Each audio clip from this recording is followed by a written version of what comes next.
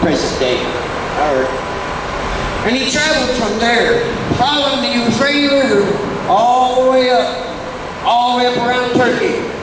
And then back down the coast into Israel, what is presently Israel, yes, which was the land of Canaan at the time. That's a very, very long journey.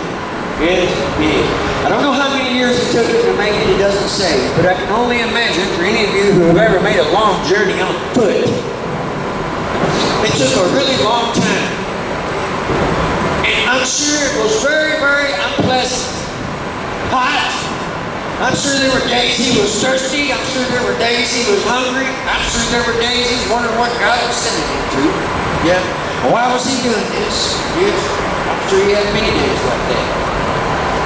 I don't know. It doesn't say. I'm really speculating. But he went. When? What was the importance of Abraham's Y'all have a blessed day. Boils down to one thing. One thing. It's the one thing everybody says we don't got to do no more. Thank you. Obedience. Simple obedience. Huh? There was no tablets of stone. There was no Bible. There was no God's commandments. There was none of these things. There was no institutions. There was no churches. There was no synagogues. There was no priests. There was only Abraham and God. God's word to Abraham. Yes.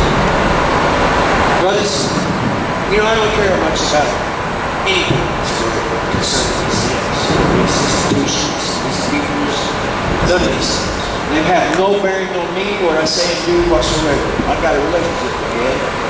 And you must have a relationship with God. How do you do that? How do you have a relationship with God? Someone you can't see.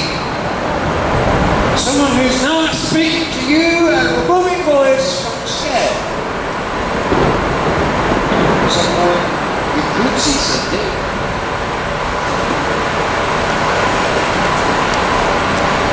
You obey.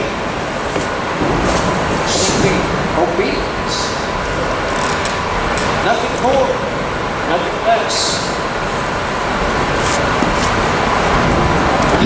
I made so many excuses for myself.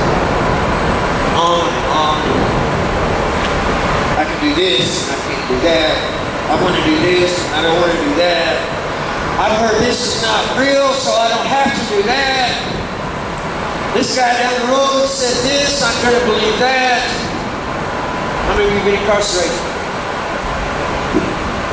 How many jailhouse sages have you met? Yeah, all right. How much of what you heard that they said did you incorporate into your beliefs because you enjoyed it? Many of you have read this book cover to cover. Back to back. Yeah. Cover to cover. Now, you three that raised your hands, having read this book cover to cover, how much of what those jailhouse sages said was true?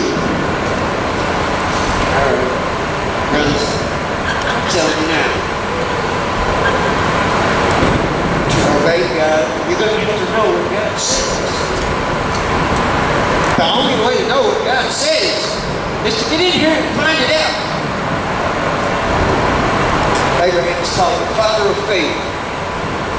Father of faith. He was a prophet, in fact. He made many travels. Many things befell Abraham.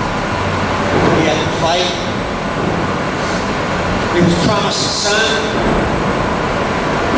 He went barren for 100 years. No children of his own. Yes. I'm sure it was a struggle. Somebody was talking about being homeless today. What do you think about old Abraham? You know, he lived in tents. How many of you have lived in a tent? Abraham lived in a tent. The father of faith dwelt in tents. Abraham was a very rich man. Very, very wealthy. I'm just talking about in his relationship with God. I'm talking about the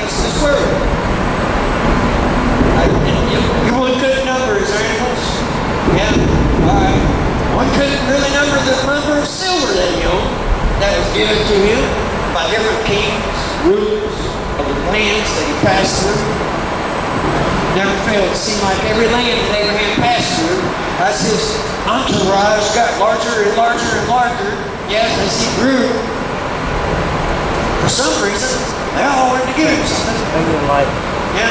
Go over here and drink this water. For some reason, Try to too, they keep all from thought his getting wife sick. was really pretty. Yeah. Everyone wanted to marry her for some reason. Thank you. I'm sure you've been through a lot of trials. And I really wish, for the sake of, I guess, our discussion, that we knew more about Abraham's trials. Yes. There's one in particular that we know a lot about. That's the one we're going to compare this world to. Yeah. We can compare ourselves to Abraham, and that none of us have ever seen Abraham, that God is talking to all of us. God is talking to all of us, requiring something of all of us. Though none of us have never seen him, we can indeed ought to obey him. Yes? That Abraham believed God. He believed what God said. And we know he believed what God said because he did what God said. Right? God promised him something, and he did what God said to do to receive what God promised him. God is making promises to all of us, each and every one of us. And it's not just some old thing. It's something that we all want. It's certainly something that we all need. Are you going to do what God is asking to receive it? I didn't want to. Man, I don't know why it was so hard. Today is so easy. Today I stand here like a fool thinking how easy it was. How in the heck can I impress how easy it is to do what God is asking of us to you? You who think it's so hard. Maybe that's the message that we got to learn. I struggle with it. I struggle with it.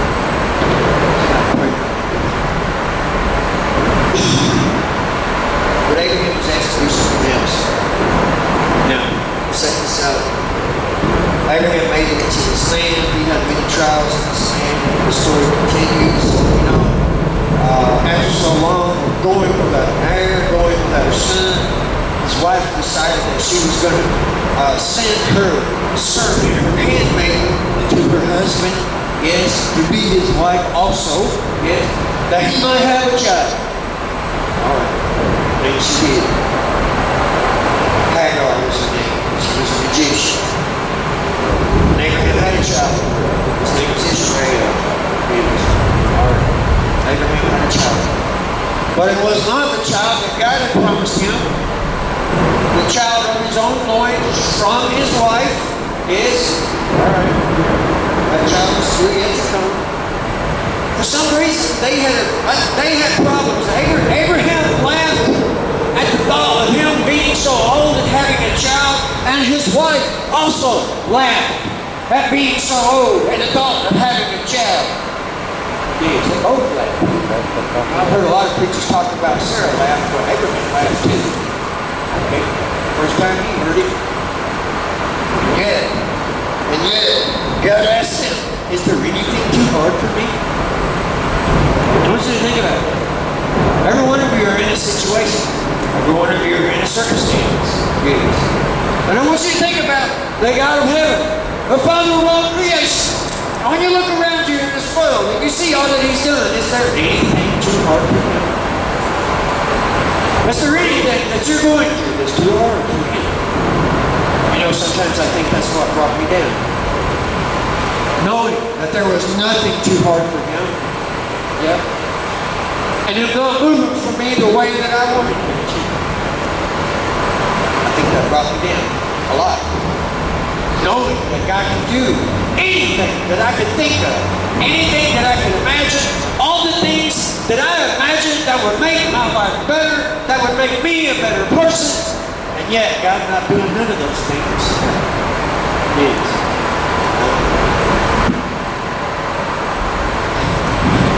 But finally the time arrived.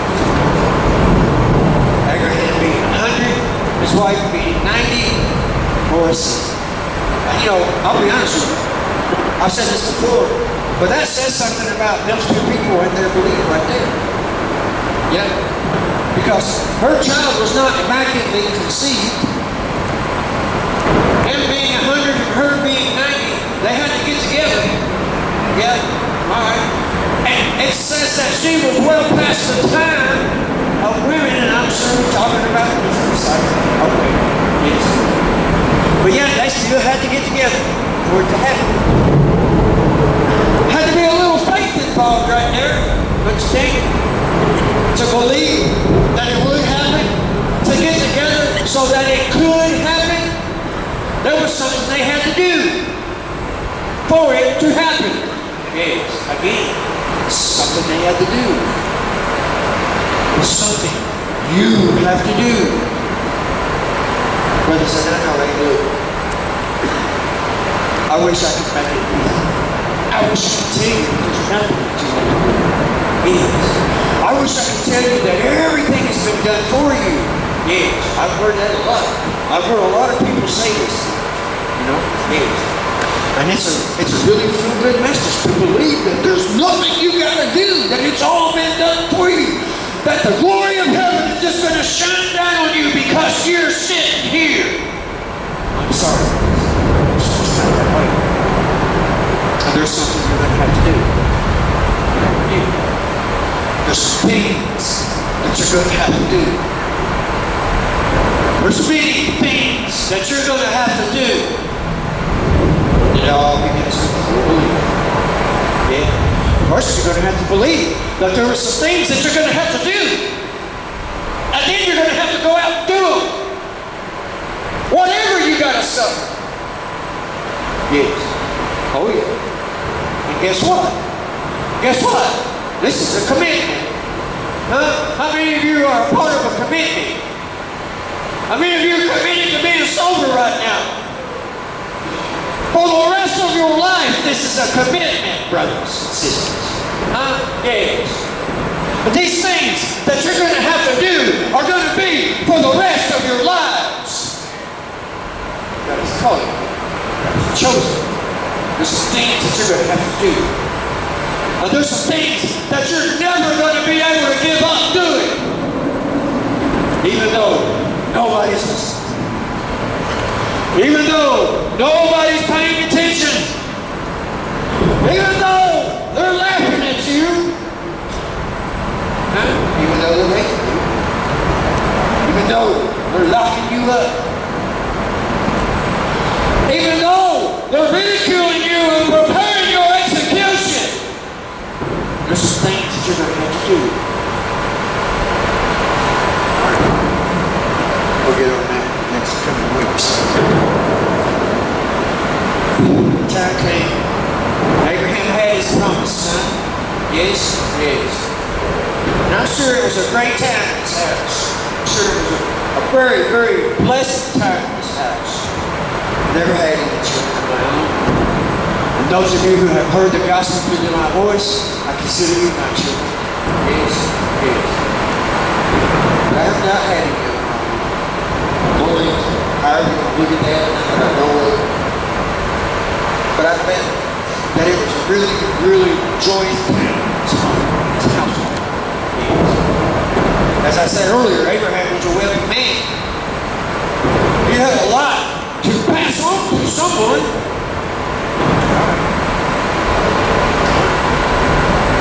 Now we got a problem, don't we? Let's compare this world to this problem that Abraham had.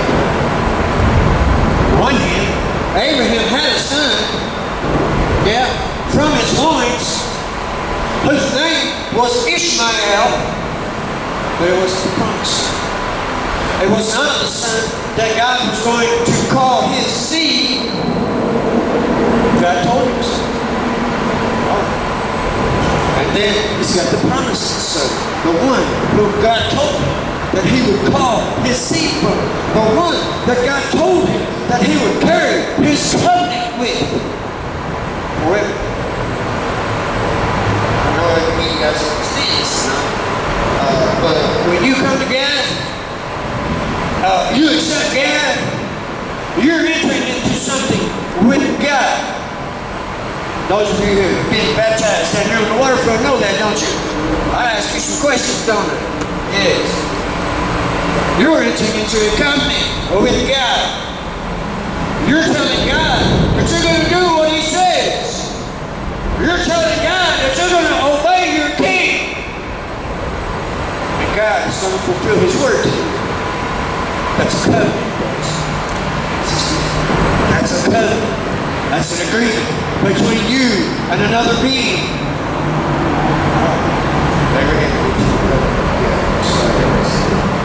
But he did. Abraham's got this problem. He's got two sons. One son, his first son, God is telling him He's not going to call his seed through that son, but his second son. Now, most traditions, most households, the inheritance is passed down to the first son. And I'm sure that Abraham loved Ishmael. I'm sure he loved him very much. All the years that Ishmael had lived before he received Isaac, Abraham doted on him, loved him, gave to him. Yes. I bet that was a hard choice for Abraham. Sarah got jealous. She looked upon Hagar and Ishmael. She got jealous. Up until that point, she had been scorned. See? Yes. Because Hagar was enjoying Abraham's favor. You see what I'm saying? Because she had brought him a son. Sarah had not. Yes. Matter of fact, there was a point between Hagar and Sarah where Sarah had dealt so harshly with Hagar that she run away. And now the wilderness, God told her to go back, submit herself to Sarah. And He promised Hagar that her son would bear 12 princes. Be a great nation. Yes. For those of you who already know, the nations of Arabia, the Arabs, are all descendants of Ishmael. Yes. And so she did. Abraham had to cast out his son, Ishmael. To be behest of Sarah, but also knowing that God was not going to call his line through Ishmael, but through Isaac. Yes. And I bet that was a hard choice to make. I bet that was a really, really, really hard decision to make for us. God is asking some things of us. Some things that are not going to be easy. Many, many things that are not going to be easy. And I wish I could tell you that God's promises, God's rewards, heaven, and all the things that God is going to bless us with is worth it. I can't tell you that. I haven't received all those things to know that. Yes, but I do believe that.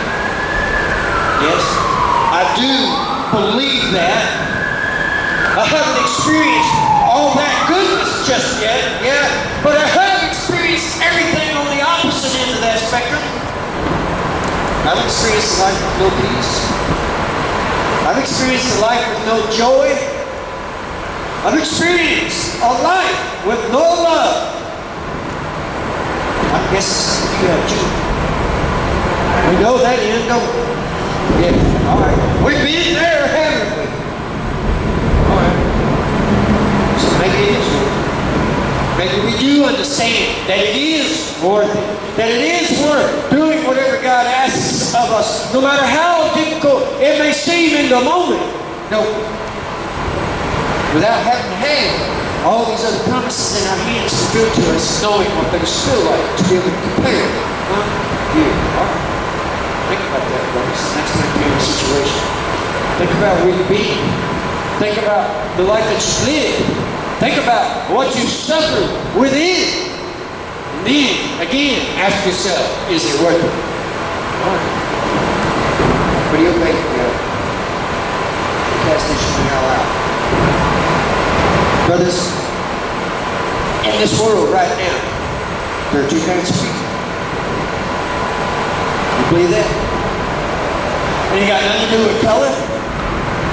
It ain't got nothing to do with where they live. It ain't got nothing to do with the kind of sin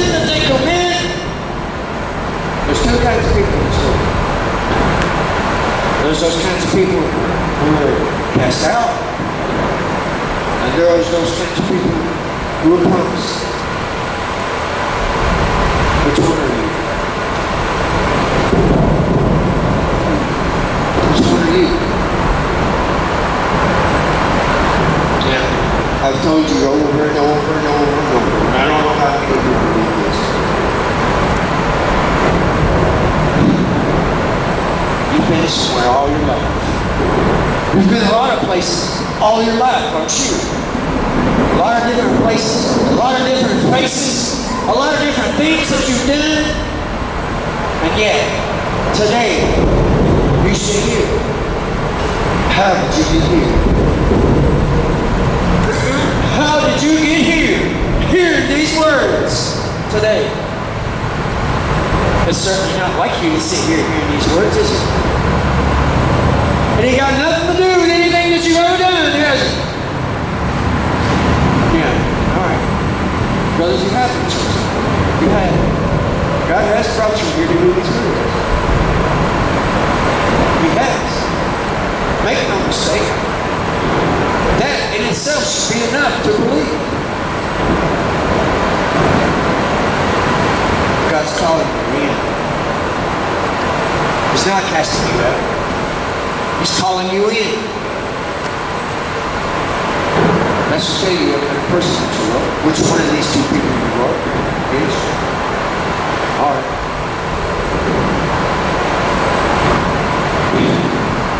God asked something else of Abraham. He asked Abraham to sacrifice his promised son. The one whom he kept. Not the one he cast out, but the one whom he kept. Now, we've all sat here and agreed that we are the ones being called in. The promised children, as it were. Yes, that's what we are.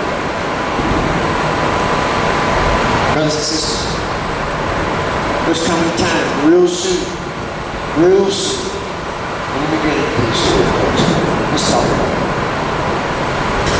God called Abraham, talked to him again, wanted him to sacrifice his son. Yeah.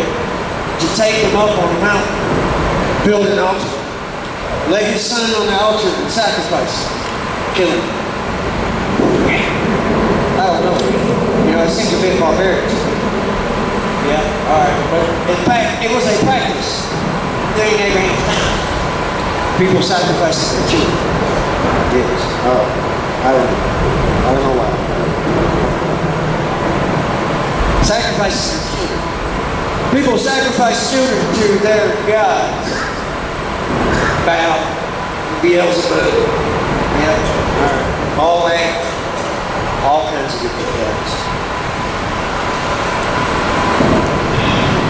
God asked Abraham to sacrifice his promised son. The son that he told him he was going to call his seed from. Yes. I don't know what Abraham was doing, but I can imagine. Here he's already cast out one of his sons. Yeah.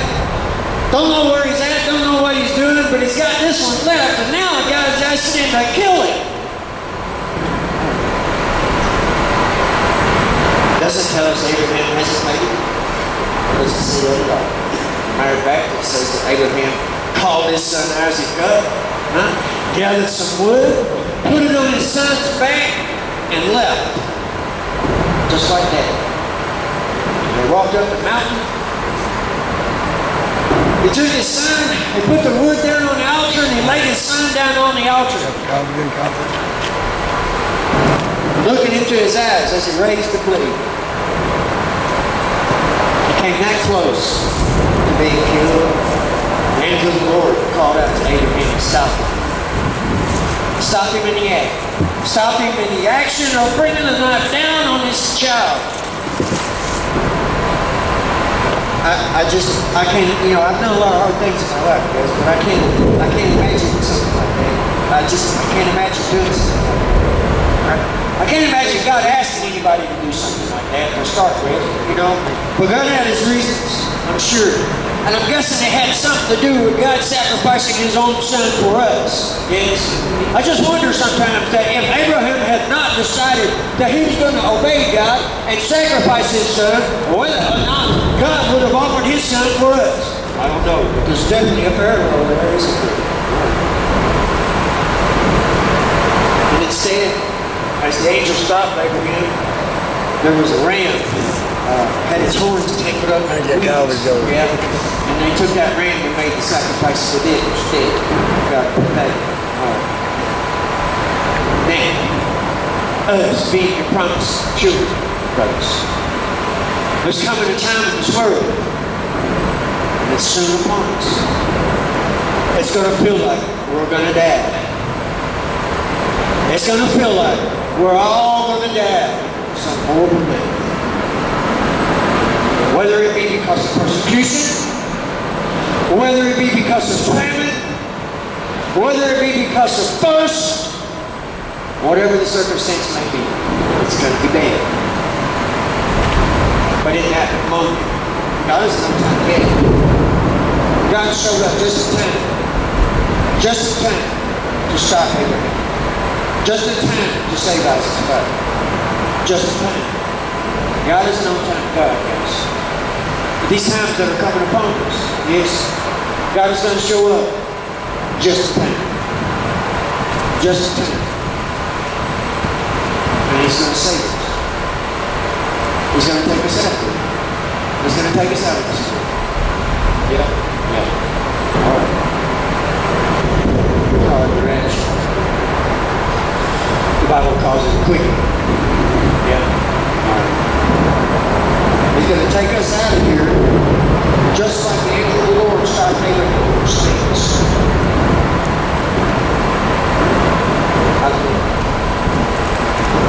There's many parallels about our lives with different feelings about it. You know? And if you haven't experienced those parallels yet, don't worry. We're going on. You will. Yeah.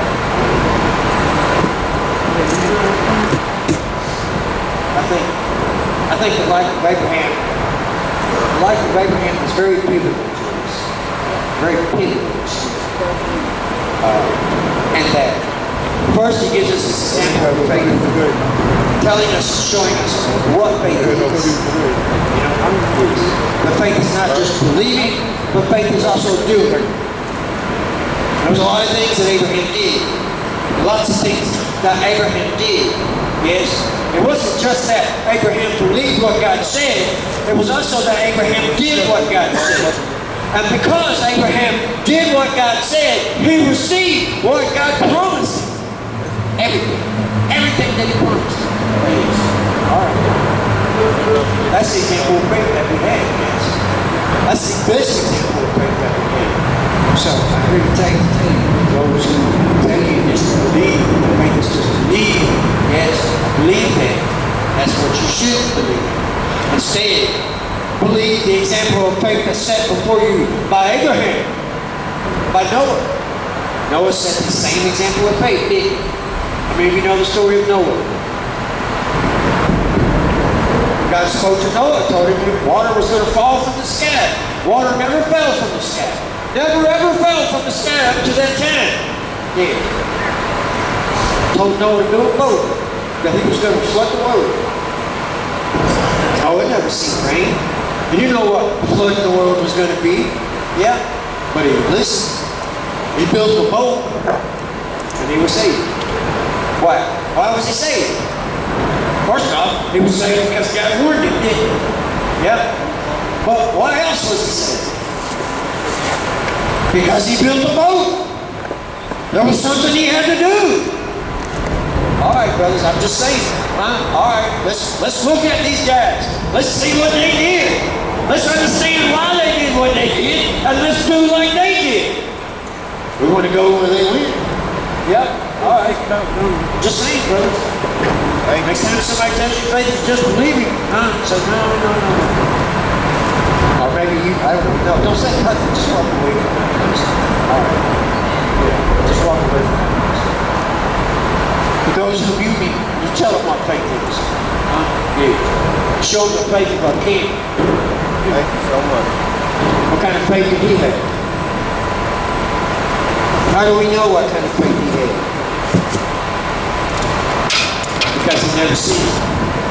That's how we know what kind of faith he had. God told us to do, not to do a lot more things than he told Noah, and he told Abraham that Jesus did or didn't do, didn't he? Yeah, there was a whole lot more things God said not to do or to do that Jesus obeyed compared to Abraham and Noah. Yeah? What's this example? Just think, fellas. I've heard it before and I'll say it again. I know people say they can't be like Jesus or they can't do like Jesus, but that's not true. If it was true, it wouldn't be asked of you, would it? I want you to think about it. It's always going to boil down to how much you love God. It's always going to boil down to how much you love God. When you're sitting there faced with this circumstance and the tears start rolling from your eyes because you want to do it so badly, but you know God is telling you not to, you're going to love in that moment. That's when you're perfect. That's when your perfection will be revealed.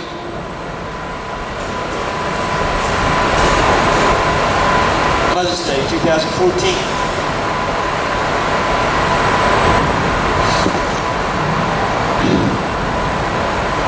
I was sitting in a garage listening to myself on the radio, drinking a beer. I'd been, I don't know, 3 months, almost 3 months without having used. Mostly because 62 of those days I'd been sitting in jail. But I had made it a little over a week on my own. And I was sitting there in that garage drinking that beer. I don't know, evaluating, reflecting, seeing all the wrong, seeing what God had not done in my life, seeing all the opportunities that God could have done something in my life to change my life, and seeing none of that having been done. Crying. Snot running out my nose. I'm talking crying. Yeah. Shouting at the top of my voice, as loud as I could holler in that garage. Call the name of the Lord and you shall be saved. Jesus! Save me.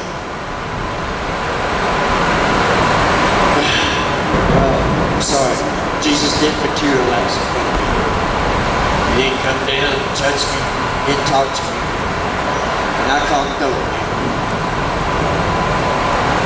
I don't know what happened. But from the whole entire time that I called and waited and used, I was praying. Knowing that this was not what God wanted me to do, but doing it anyway. And I think the tears were a revelation to me that I did not love God. Because if I did, I wouldn't be doing what I was doing. I don't know. I just know that I can't remember much of that night after having used, except waking up the next morning not being able to feel my body. I don't know, it was, I couldn't feel the bottoms of my feet, I couldn't feel my fingertips, I couldn't feel nothing. Yeah, I think I was dead. I think I was dead. And I got up off of that couch and I walked away from that place and I never went back. I never used it again either. And I happen to believe that it was feeling that sorrow that I felt the whole time I waited on that man to show up and give me those drugs that used him.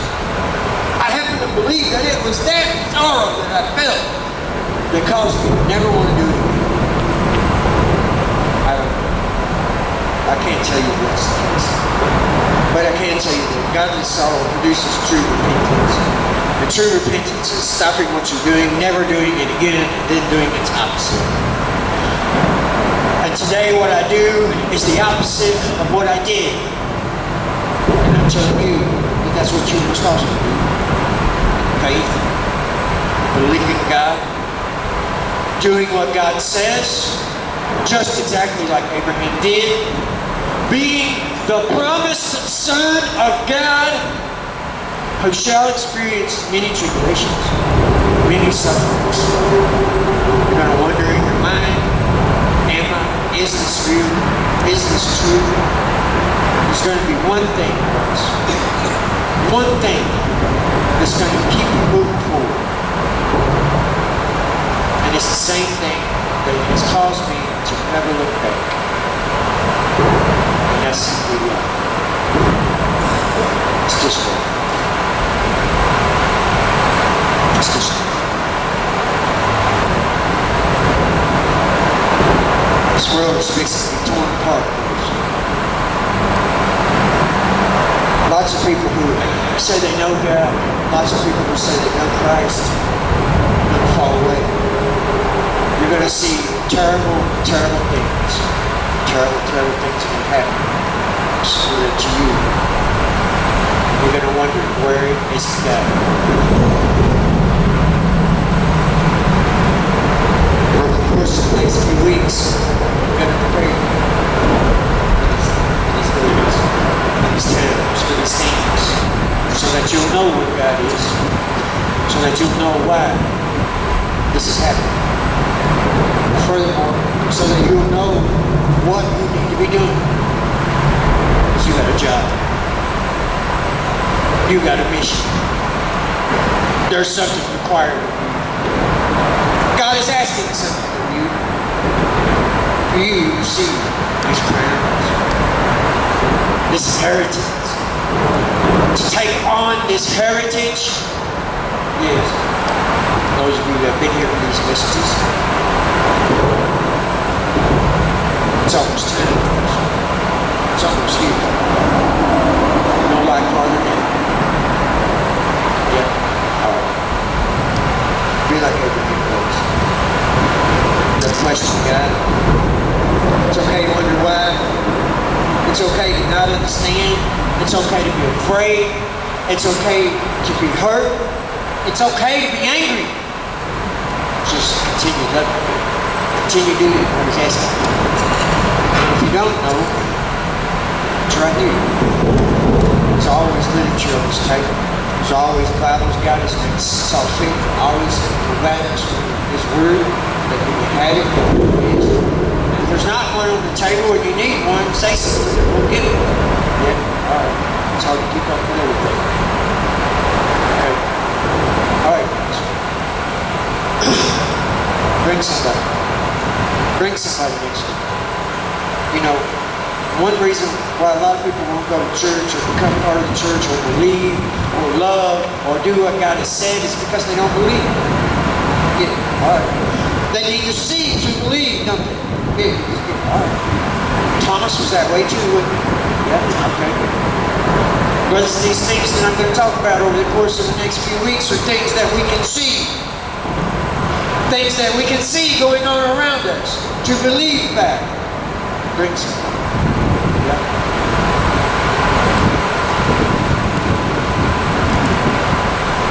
I don't know, maybe some of you felt like I felt that night. Maybe some of you within inwardly at least screamed at the top of your voice to Jesus over and over and over. Sometimes I still do. Yeah. Don't give up. He is listening. He is listening. Don't stop. Show Him compassion. Reveal it. Not just to Him, but to those around you. Yeah. It's close. Lord, we thank You for Your example, Father, of faith through these men who You have called, who You have chosen through our time, Lord. Father, we pray that You bless us, just as You bless these men, Father, that You prepare us and ordain us, just as You have these men, Father, that You pour Your Spirit out upon us, Father, and reveal Yourself to us, just as You have these men, Lord, not by sight, Father, but by faith, by hearing, Lord, by Your Word, Father, whether it be spoken or whether it be written, Father, or through Jesus Christ, Lord, we pray that You prepare us in this manner. Strengthen us, Lord, and we will be strong. Give us knowledge, and we will have knowledge. Bless us with wisdom, and we will be wise. Give us strength. In Jesus' name.